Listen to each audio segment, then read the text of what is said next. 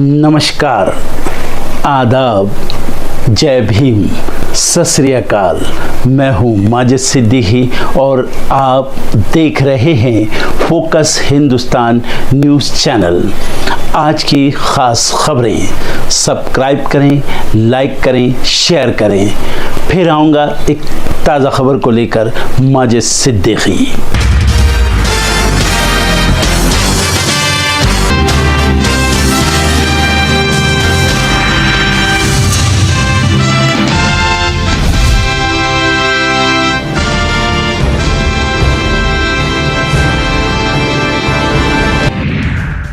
CBI की team जांच के लिए कोलकाता पहुंची। एम्स और एफएआईएमए का आज भी हड़ताल जारी रखने का ऐलान। 570 दिन बाद खुलकर बोले सिसोदिया, राहुल गांधी को जेल भेज सकती है बीजेपी, मिल चुका है नोटिस। यूपी में विधानसभा उपचुनाव को लेकर हलचल तेज, कांग्रेस और सपा ने उतारे प्रभारी। पंजाब में आज होगी कैबिनेट की बैठक, मानसून सत्र बुलाने की तैयारी, कई फैसलों को मिलेगी मंजूरी। राजधानी दिल्ली में चुनाव को लेकर हलचल तेज, मनीष सिसोदिया दिल्ली में करेंगे पैदल मार्च, आज से होगी शुरुआत। दिल्ली सीएम अरविंद केजरीवाल की याचिका पर सुप्रीम कोर्ट आज करेगा सुनवाई, जमानत के लिए कोर्ट से लगाई है गुहार।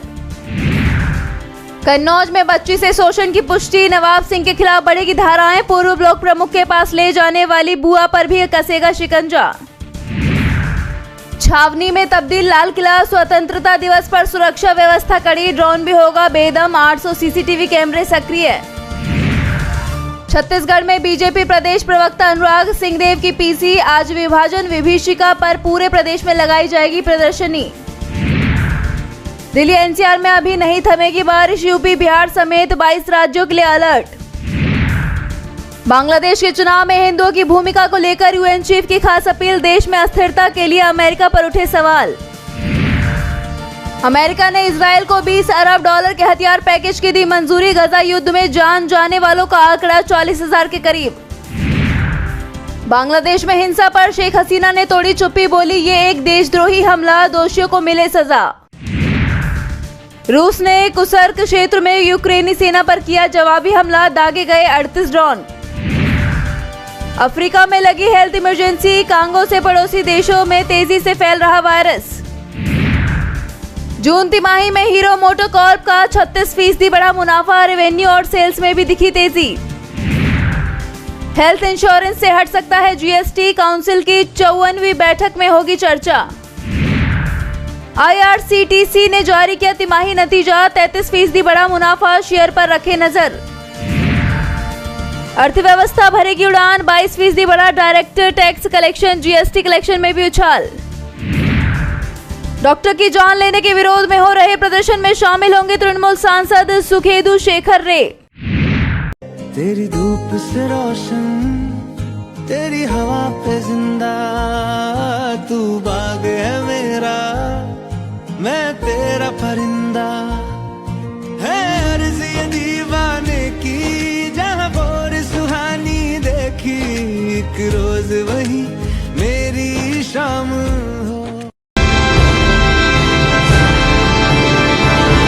महाराष्ट्र में आगामी विधानसभा चुनाव के मद्देनजर उद्धव गुट के नेता संजय राउत ने बड़ा दावा किया है। शिवसेना यूबीटी सांसद संजय राउत ने कहा कि ठाकरे 2 सरकार सत्ता में वापसी करेगी। संजय राउत ने कहा कि लोकसभा सर्वे महायुति के पक्ष में नहीं रहा और यहां तक कि विधानसभा चुनाव सर्वे भी महायुति के पक्ष में नहीं है। उन्होंने आगे कहा कि हमें किसी सर्वे की जरूरत नहीं है, किसी भी हालत में ठाकरे 2 सरकार महाराष्ट्र में सत्ता में वापसी आएगी, यानी महाविकास आघाड़ी सरकार वापस आएगी, इसे कोई नहीं रोक सकता। इसके साथ ही उन्होंने शिंदे सरकार पर तंज कसते हुए कहा कि सरकार को चुनाव की पूर्व संध्या पर कोई भी योजना घोषित करने दे, ये मतदाताओं को प्रभावित नहीं कर पाएगी। सरकार को समय पर चुनाव कराने होंगे। बता दें कि हाल ही में शिवसेना प्रमुख उद्धव ठाकरे ने दिल्ली में कांग्रेस नेताओं से मुलाकात की थी। इस बात की अटकलें लगाई जा रही थी कि उद्धव ने कांग्रेस अध्यक्ष मल्लिकार्जुन खड़गे और राहुल गांधी से मुख्यमंत्री पद के उम्मीदवार के मुद्दे पर चर्चा की थी। उद्धव ने दिल्ली में कहा था कि अगर मेरे सहयोगियों को लगता है कि मैंने अच्छा काम किया है तो उनसे पूछें कि क्या वो मुझे मुख्यमंत्री के रूप में देखना चाहते हैं, जिसके बाद से राज्य में हलचल बढ़ती दिखाई दे रही है।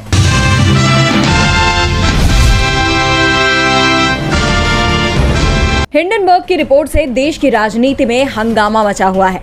कांग्रेस ने तो सेबी प्रमुख को पद से हटाए जाने को लेकर मुहिम ही छेड़ रखी है और अब इसी को लेकर कांग्रेस ने 22 अगस्त को पूरे देश में आंदोलन करने का ऐलान किया है। मंगलवार को दिल्ली में कांग्रेस अध्यक्ष मल्लिकार्जुन खड़गे की अध्यक्षता में ऑल इंडिया कांग्रेस कमेटी की बैठक हुई। इस बैठक में कांग्रेस ने 22 अगस्त को देश के हर राज्य की राजधानी में स्थित ईडी ऑफिस के घेराव का ऐलान किया है। इस दौरान कांग्रेस सेबी चेयरपर्सन के इस्तीफे की भी मांग करेगी। पार्टी के संगठन महासचिव केसी वेणुगोपाल ने प्रेस कॉन्फ्रेंस में ये जानकारी दी। बता दें कि राहुल गांधी ने भी हिंडनबर्ग मामले को लेकर बहुत जल्द प्रेस कॉन्फ्रेंस करने का ऐलान कर दिया है। मतलब साफ है कि संसद के बाद अब सड़क पर भी कांग्रेस मोदी सरकार से आर पार के लिए कमर कसकर तैयार है।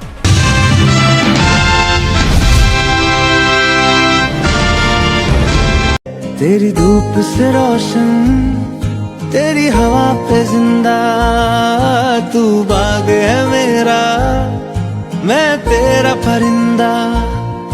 है अर्ज़ ये दीवाने की, जहाँ बोर सुहानी देखी, एक रोज वही मेरी शाम हो।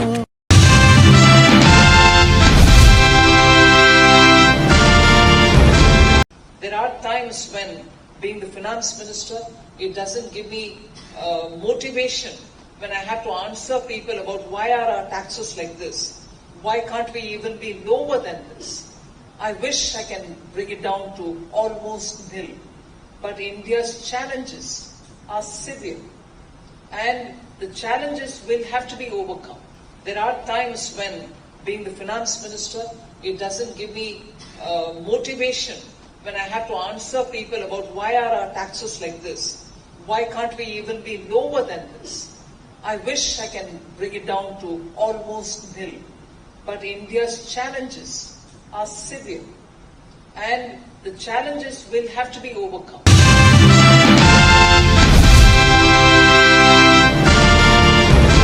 देश भर में कल यानी 15 अगस्त को 78वां स्वतंत्रता दिवस सेलिब्रेट किया जाएगा। इसी कड़ी में देश भर में तैयारियां भी शुरू हो गई हैं। इस दिन स्कूल, कॉलेजों से लेकर तमाम शिक्षण संस्थान, ऑफिस और सार्वजनिक जगहों पर तिरंगा फहराया जाता है। पर क्या आप जानते हैं कि आखिर तिरंगा फहराने के क्या नियम हैं? सिर्फ झंडा फहराना ही नहीं, बल्कि उसे वापस रखने को लेकर भी कई नियम बनाए गए हैं। आपकी जानकारी के लिए बता दें कि झंडारोहण के लिए हमारे देश में भारतीय ध्वज संहिता लागू है। इसे 26 जनवरी 2002 को लागू किया गया था। इसके तहत ध्वजारोहण के लिए कानून बनाया गया है, जिससे किसी भी प्रकार से तिरंगे का अपमान न हो सके। इस नियम के अनुसार तिरंगे के उपयोग, ध्वजारोहण के लिए नियम और तिरंगे की माप आदि भी निर्धारित की गई है। वहीं चलिए आपको बताते हैं कि कुछ ऐसे छोटे छोटे नियम जिन्हें आपको जानना बेहद जरूरी है। भारतीय ध्वज संहिता के अनुसार झंडे का साइज भी फिक्स किया गया है। झंडे को आयताकार यानी रेक्टेंगुलर होना चाहिए और उसकी लंबाई और चौड़ाई का रेशियो 3:2 होना चाहिए। वहीं झंडे पर किसी भी भाषा में कोई भी शब्द नहीं लिखा होना चाहिए। कटा-फटा या फिर किसी भी प्रकार से क्षतिग्रस्त झंडा फहराने के लिए प्रयोग में नहीं लाना चाहिए। वहीं जहां पर भी झंडा फहराया जा रहा है वो जगह उचित होनी चाहिए और साथ ही झंडे को ऐसी जगह फहराया जाए जहां से वो सभी को दिखाई दे। साथ ही तिरंगे के साथ अगर किसी भी झंडे को लगाना है तो उसका स्थान तिरंगे के नीचे होना चाहिए, यानी कोई भी झंडा तिरंगे से ऊपर नहीं हो सकता है। वहीं जानकारी के लिए बता दें कि पहले तिरंगा झंडा सिर्फ सूर्योदय से लेकर सूर्यास्त के बीच ही फहराया जा सकता था, लेकिन अब इसे रात में भी फहराने की अनुमति है। हमेशा याद रखें कि झंडे को कभी जमीन पर नहीं रखना चाहिए और साथ ही झंडे का इस्तेमाल पर्दा बनाने या किसी भी चीज को ढकने के लिए नहीं किया जा सकता है। साथ ही ध्वजारोहण के बाद जब भी तिरंगे झंडे को उसके स्थान से हटाया जाए तो भी कुछ नियमों को ध्यान में रखना चाहिए। झंडे को अकेले में उसके स्थान से हटाया जाना चाहिए। इसके बाद उसको नियमों के तहत फोल्ड करके रखना चाहिए। किसी भी झंडे को उतारने के बाद किसी सार्वजनिक जगह पर ऐसे ही नहीं छोड़ना चाहिए। वहीं अगर झंडा किसी प्रकार से कट या फट जाए तो उसे अकेले में जाकर ही पूर्ण रूप से नष्ट करना चाहिए। वहीं याद रहे कि तिरंगा अगर कहीं से कट या फट जाता है तो उसे फहराने लायक नहीं समझा जाता है और उसे यूं ही कहीं भी नहीं फेंक देना चाहिए, बल्कि इसके लिए भी एक नियम है। भारतीय ध्वज संहिता के अनुसार कटे फटे तिरंगे को दफना देना चाहिए। इसमें इस बात का ध्यान रखने की बेहद आवश्यकता है कि तिरंगे का किसी भी तरह से अपमान ना हो। वहीं अगर आप भी इस बार ध्वजारोहण करने वाले हैं तो भारतीय ध्वज संहिता 2002 को मर्यादित और नियमों के अनुसार फहरा सकते हैं। झंडा फहराने के बाद झंडे को उतारने के नियमों का भी पालन करें और देश के सबसे बड़े पर्व को नियमों के अनुरूप सेलिब्रेट करें।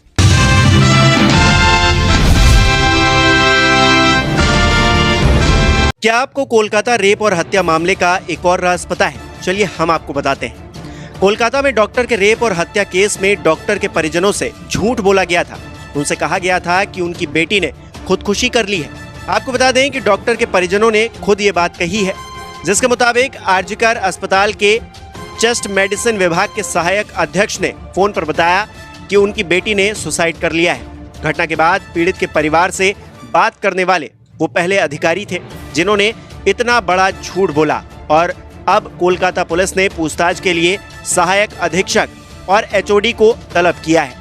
अब पुलिस ये पता लगाने में जुटी है कि आखिर परिजनों से झूठ क्यों बोला गया था। आपको बता दें कि डॉक्टर के पिता ने मीडिया को बताया है कि अस्पताल पहुंचने के बाद ही सच्चाई का पता चला। उन्होंने कहा कि अधिकारी ने कॉल के दौरान अपना नाम भी नहीं बताया था। वहीं डॉक्टर की मां ने कहा कि अस्पताल पहुंचने के बाद भी हमें अपनी बेटी का शव देखने की परमिशन नहीं मिली।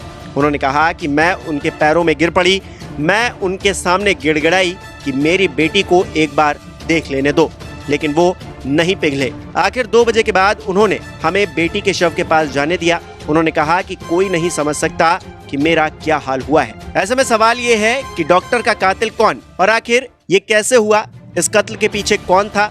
अस्पताल का ही कोई स्टाफ, किसी मरीज का कोई तीमारदार, कोई बाहरी व्यक्ति या फिर कोई और? देखते ही देखते अस्पताल में हुए इस कत्ल को लेकर पूरे देश के लोगों का गुस्सा भड़कने लगा है। सरकार और प्रशासन पर सवाल खड़े होने लगे हैं। हम आपको बता दें कि इस घटना के बाद देश भर में हंगामा मचा हुआ है। अलग अलग जगहों पर डॉक्टर विरोध प्रदर्शन कर रहे हैं। ट्रेनी डॉक्टर की लाश 9 अगस्त की सुबह अस्पताल के सेमिनार हॉल में पाई गई थी। यहाँ आपको ये भी बताएं कि संजय राय नाम के एक सिविक वॉलंटियर को अगले दिन इस केस में गिरफ्तार किया गया था। इस मामले को लेकर डॉक्टरों में इतना गुस्सा है कि देश भर के डॉक्टर हड़ताल पर चले गए हैं। इसके चलते अस्पतालों में ओपीडी सेवाएं ठप हो गई हैं। कोलकाता पुलिस ने अंदेशा जताया है कि इस वारदात में संजय राय के साथ कोई और भी शामिल हो सकता है। पुलिस उस एंगल से भी मामले की छानबीन कर रही है। असल में सेमिनार हॉल से बरामद ट्रेनी डॉक्टर की लाश पर मौजूद बर्बरता के निशान देखकर पुलिस वालों को भी जोर का झटका लगा था। लाश की हालत ऐसी थी जिसे देखकर लोग इसकी तुलना दिल्ली के निर्भया कांड से करने लगे।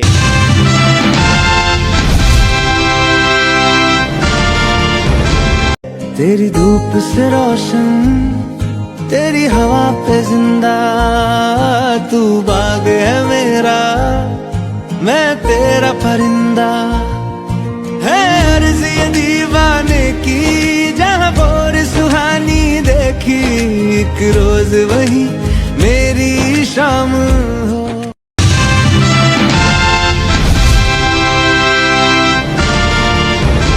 जम्मू कश्मीर में धारा 370 हटने के बाद पहला विधानसभा चुनाव होना है। ऐसे में चुनाव आयोग ने भी अपनी पूरी तैयारी कर ली है और जम्मू कश्मीर में सुरक्षा स्थिति की समीक्षा के लिए चुनाव आयोग ने केंद्रीय गृह सचिव अजय भल्ला के साथ बैठक की। बता दें कि इस बीच कयास लगाए जा रहे हैं कि जम्मू कश्मीर में चुनाव की तारीखों का ऐलान 20 अगस्त तक हो सकता है, तो अक्टूबर से लेकर नवम्बर के पहले हफ्ते के बीच 6 फेज में वोटिंग होगी। बता दें कि इससे पहले 9 अगस्त को मुख्य चुनाव आयुक्त राजीव कुमार ने अपनी टीम के साथ जम्मू कश्मीर का दौरा किया था। उन्होंने कहा था कि आयोग यहां जल्द से जल्द चुनाव कराने के लिए प्रतिबद्ध है। कोई भी बाहरी और आंतरिक ताकत चुनावी प्रक्रिया को पटरी से नहीं उतार सकती है। जम्मू कश्मीर के लोग देश को तोड़ने वाली ताकतों को करारा जवाब देंगे। आपको बताते चले कि जम्मू कश्मीर के अलावा इस साल महाराष्ट्र, झारखंड और हरियाणा में भी विधानसभा चुनाव होने हैं। ऐसे में संभव है कि चुनाव आयोग इन राज्यों के लिए भी चुनाव की तारीखों का ऐलान जल्द कर सकता है।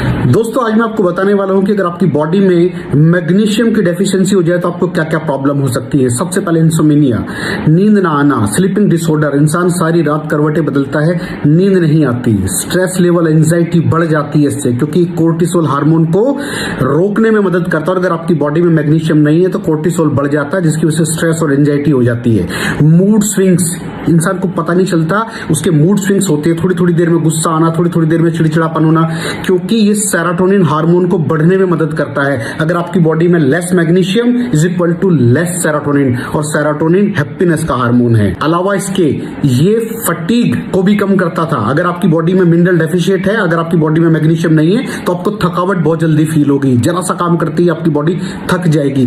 पुअर डाइजेस्टिव सिस्टम, ये डाइजेस्टिव सिस्टम को भी मैनेज करने में बड़ा शानदार रोल प्ले करता है, और अगर इसकी डेफिशिएंसी है तो कॉन्स्टिपेशन, डायरिया जैसी प्रॉब्लम हो जाती है। माइग्रेन बहुत खतरनाक प्रॉब्लम है। माइग्रेन अगर डेफिशिएट है आपकी बॉडी मैग्नीशियम से, तो आपको माइग्रेन की प्रॉब्लम भी हो सकती है। ब्लड प्रेशर, अगर आपकी बॉडी में मैग्नीशियम कम है तो आपको ब्लड प्रेशर की प्रॉब्लम हो सकती है। इरेगुलर हार्ट बीट, ये हार्ट बीट का बढ़ जाना, कम हो जाना, बढ़ जाना, कम हो जाना, मैग्नीशियम डेफिशिएट होने की निशानी है। ऑस्टियोपोरोसिस, बोन हेल्थ वीक हो जाती है, क्योंकि आपकी बॉडी का 60% जो मैग्नीशियम है वो आपकी बोन्स के अंदर होता है। अगर आप बाहर से मैग्नीशियम नहीं ले रहे हैं तो आपकी बॉडी जो है वो हड्डियों में से लेना शुरू कर देती है, जिसकी वजह से ऑस्टियोपोरोसिस की प्रॉब्लम भी हो सकती है, आपकी हड्डियां कमजोर हो जाती हैं। और मसल क्रैम्पिंग, मसल क्रैम्प, नस पे नस का चढ़ जाना, मसल्स पे अकड़ जाना, बिल्कुल चलना मुश्किल हो जाता है। तो मसल क्रैम्पिंग भी तभी होती है जब आपकी बॉडी में मैग्नीशियम की डेफिशिएंसी हो। और दोस्त, हमारे यहाँ 90% से ज्यादा लोग मैग्नीशियम डेफिशिएंसी के शिकार हैं। कहां से मिलेगा मैग्नीशियम, कितनी मात्रा में लें, किस क्वालिटी का लें? तो उसका जवाब है वेस्टीज प्राइम CMD। इसके अंदर आपको भरपूर मात्रा में मैग्नीशियम मिलेगा, आपकी सारी प्रॉब्लम सॉल्व हो जाएगी। Thank you so much. दर्शकों, देख लिया आपने हमारे वीडियो को। हमें खुशी होगी कि आपने हमारे न्यूज़ को लाइक किया और दूसरों को शेयर किया। अगर अभी तक हमारे चैनल फोकस हिंदुस्तान को सब्सक्राइब नहीं किया है तो तुरंत सब्सक्राइब करें, कमेंट करें और बेल आइकॉन को प्रेस करें। हम हाजिर हैं खबर के लिए।